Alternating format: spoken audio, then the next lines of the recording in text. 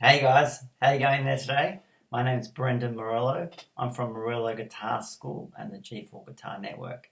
And today we're going to have a look at Eric Clapton's famous tune Cocaine. Now it's a great riff. It's a really good one when you're learning power chords as well. So let's have a quick listen.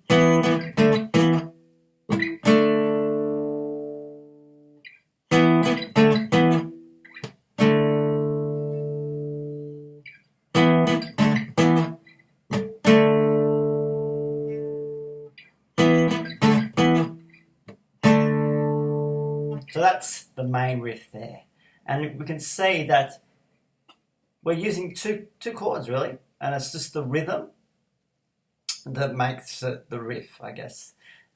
What we're doing is we're using a power chord on the 5th string, 7th fret. So first finger, 5th string, 7th fret, and our 3rd finger is going to be on the 4th string, 9th fret, and then the pinky is on the 3rd string, 9th fret. So we're just playing those 3 strings together there.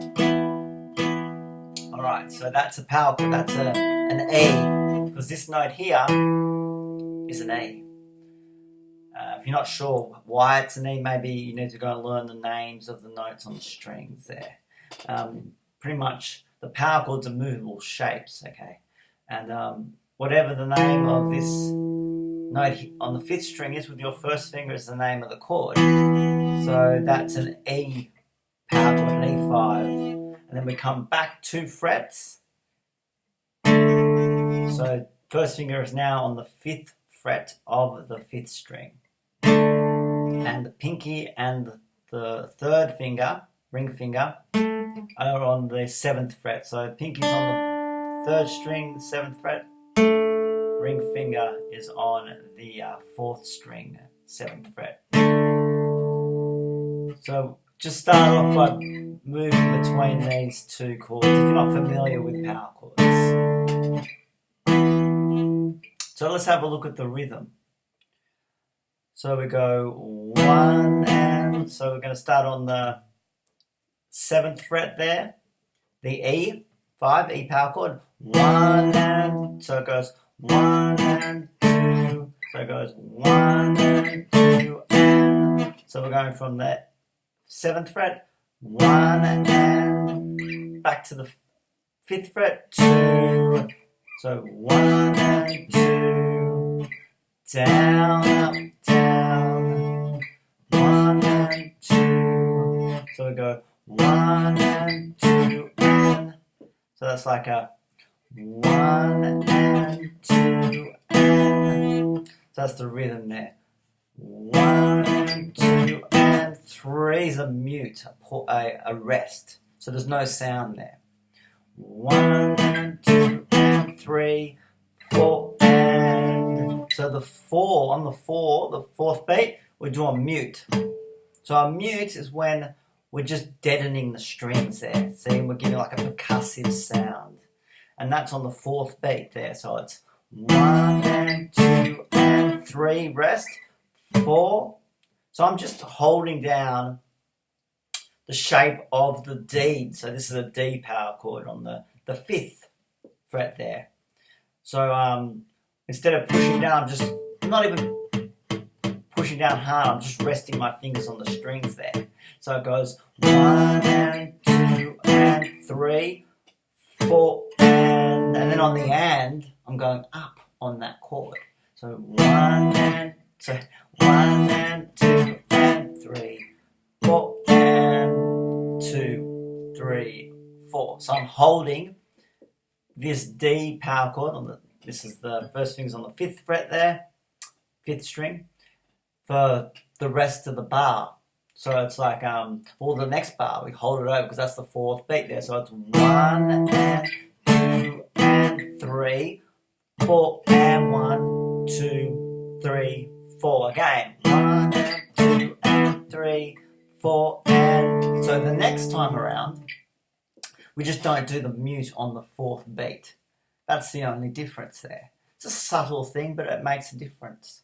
Sometimes with riffs like this, if it's really simple, it's the subtle rhythmic changes to give it its character. It's quite clever. 1 and 2 and 3, 4 and 1, 2, 3, 4. 1 and 2 and 3, 4. So in this one, there's no mute.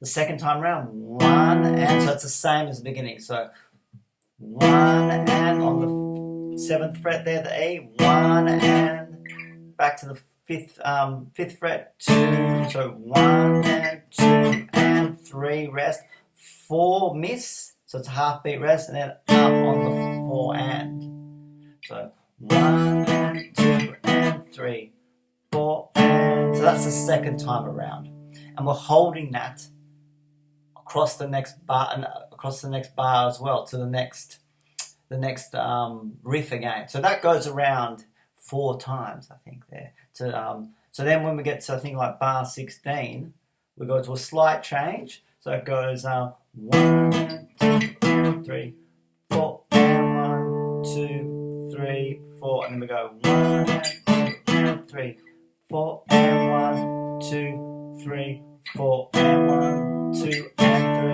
3, 4, and 1, 2, 3. Go again. So that's the change now. So let's have a look at that change. So we go off the back of the last riff there. 1 and 2 and 3, 4 and 1, 2, 3, 4 and. So we come back to the 7th fret there, the E. So what's going to happen is we're going to go back 7, 5. So this is our first finger. 7, 5, 3, 2. So that's basically, that's the direction we're going. We're going from the 7th fret. So we're keeping that power chord shape. 7, 5. See, I've got the same power chord shape. 3, 2. Again, I end up there on the 2nd fret. So first finger's on the 5th string. Pinky is on the 3rd string, 4th fret. Ring finger is on the 4th string, 4th fret there. So let's have a look at the rhythm on that one. So it goes off the back of the last riff. 1 and 2 and 3, 4 and 1, 2, 3, 4 and. So that comes in on the 4 and. So we go 1 and 2 and 3, 4 and 1, 2, 3, 4 and 1, 2 and. So then we've gone back to the 7th fret again. So it's like 1, 2, 3, 4 and 1, 2 and 3, 4 and. So we've gone back on the 4 and to the 3rd fret there. It's a C5. That note's a C, C5 power chord. So we're just going back from the E. So 1, 2, 3, 4 and 1, 2 and 3, 4 and 1, 2 and then back to the 2nd fret there. So let's have a look. 1, 2, 3, 4 and 1, 2 and 3, 4 and 1, 2 and. So again, I think let's just check the last bit. So 1, 2, 3, 4 and 1, 2 and 3, 4 and 1, 2, 3. My apologies. The last one's on the 3rd beat. So if we go from, so we go 1, 2, 3, 4 and 1, 2 and 3, 4 and 1, 2, 3. Go again. 2, 3, 4. 2, 3, 4 and 1, 2 and 3, 4 and 1, 2, 3. All right. So I hope that's working out for you. If it's not, that's okay. It just means you probably need to work more on the power chords. What you can do before that, if you're not quite there with the power chords, just practice doing the single note. So you can do the rhythm there. 1 and 2 and 3, 4, and you can still do the mute as well. Practice the mute. Great. So I hope that's helped, and I look forward to hearing some questions from you guys. If you've got anything on that you're finding difficult, just pop me an email. My name's Brendan. I'm from Morello Guitar School and the G4 Guitar Network. Have a great day. Thank you. Bye bye.